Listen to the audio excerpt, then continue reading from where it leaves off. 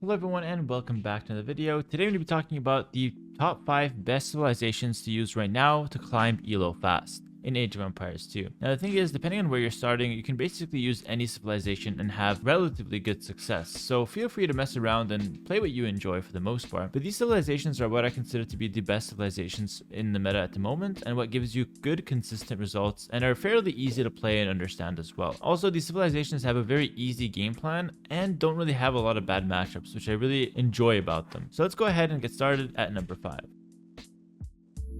At number 5, we've got the Hindustani. I think Hindustani is a really easy civilization to play at the moment because camels just dominate knight civilizations, and the camels will also do pretty well against cavalry archers in general. So having a strong economy like the Hindustani, as well as a very strong camel to counter all of the knight civs, is a really good way to go about it, and a really easy game plan to get out some quick wins. But what I really like about the Hindustani is that you have clear game plans against other types of units as well. Like for example, against all archer units, you can basically go for the Ghulam that will just dominate them up close and do that piercing damage and just take out groups of archers all at the same time. The Ghulam is just a high pierce armor infantry that moves fast, similar to an eagle warrior, but it's even better against archer civs because of that pass through damage. So having that Ghulam as an option is a really good way to make sure you have a good game plan to beat out all archer civilizations. So right away you have a good counter to cav civs with your camel, a really good counter to archer civs with your Ghulam. What's missing? Infantry civs and maybe siege civs. And against both of those, I'd recommend the hand cannoneer and the bomber cannon combo. The hand cannoneer can dominate all forms of infantry, including Huskarls that are a bit more tanky. The hand cannoneer would do quite well against them, and the bomber cannon is a great tool to beat out all kinds of siege and allow you to push in late game as well. The Hindustani also gets some other nice options like cav archers that are quite strong and fully upgraded skirmishers, so I feel like you're really just never lacking any option, and you have a great late game across the board. Combining all of that with the fact they have a solid eco bonus just makes it easy to get to all of those factors, and it's a nice easy civilization to win with and to win consistently, which is the key to climbing Elo fast. It's the consistent wins and not the win one lose one situation that makes you hard stuck.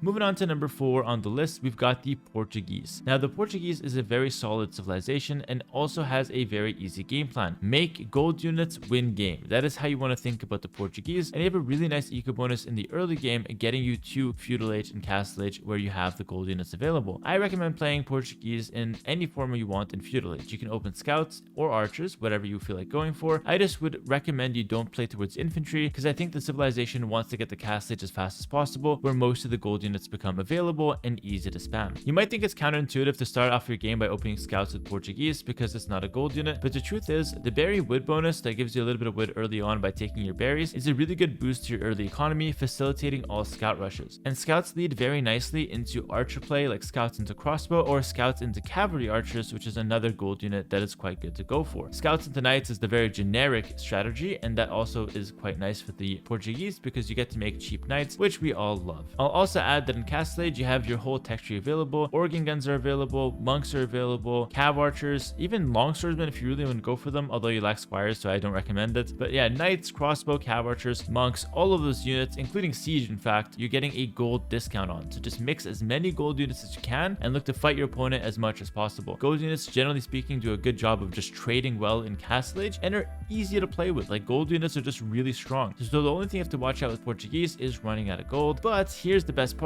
In late game, if you need extra gold, you've got the Feitoria to get you infinite gold and stone and all those precious resources over time at the cost of obviously 20 population and whatever the building costs. Now, I don't consider the Fetorias to be like that insane, but especially in the lower Elo brackets, I think over time they do pay off, and they do pay off big time, and they allow you to play with more and more gold units, which are, as I mentioned earlier, just the easiest and best units to play with.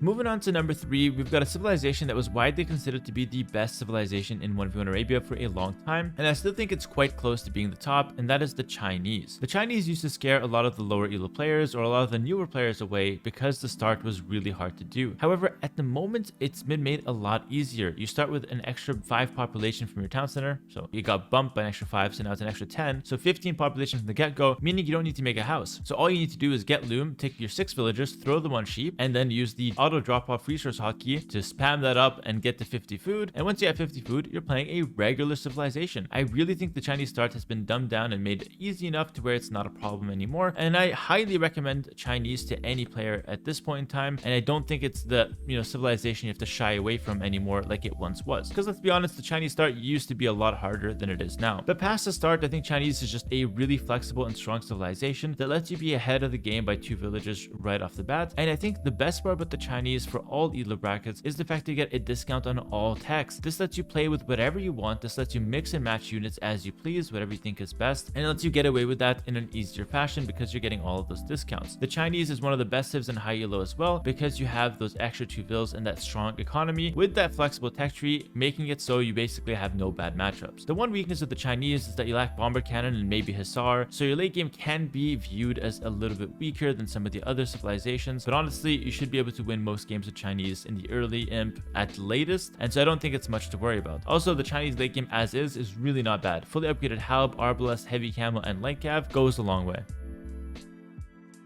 Alright, moving on to number 2. This civilization is absolutely insane at the moment. In fact, it always has, but at the moment it just feels like it's just better than ever, and that is the Mongols. And the reason for that is really just the cavalry making a comeback in the meta, and also the fact that steppe lancers have been quite dominant for a while now. But the Mongols are just one of the best civilizations to climb elo and to climb the ladder at the moment. You almost always have a consistent and good start, upping really fast at 17 and 18 population. You can even skip loom if you want to get cheeky and save a few extra resources. If you know, the skip loom meta is absolutely real, but the Mongol scout just lets you get off to a good start with the scouting. The faster hunt lets you get up to feudal age faster than your opponent and get the initiative on the map, and the fact they have really strong units in castle via steppe lancer with extra HP, like cav with extra HP, and cavalry that attack faster give you a bunch of different options that can separate you from generic civilizations. And on top of that, the Mongol late game is one of the best, with Mangadai, Hussar, Heavy Siege, all of these units getting extra bonuses from the Mongols one way or another. It just leads to crazy combinations and a crazy late game. In my opinion, Mongols are strong in early, mid, and late game, making it a complete civilization with very little weaknesses.